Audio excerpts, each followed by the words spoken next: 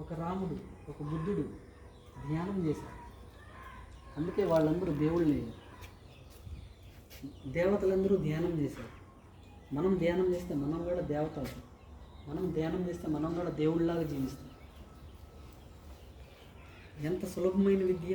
దీన్నే బ్రహ్మ విద్య అంటారు, ఆత్మ విద్య అంటారు, జీవిత శాస్త్రం, అసలైన విద్య, మరణం లేని విద్య. సహజంగా, సరళంగా, సున్నితంగా, స్వాభావికంగా మన లోపలికి వెళ్తున్న గాలిని, లోపల నుంచి బయటకు వదులుతున్న గాలిని గమనించాలి. ఎవరూ కళ్ళు తెరవరాదు. Close your eyes, observe your breathing. కళ్ళు మూసేయాలి. కాస్త గమనికండి.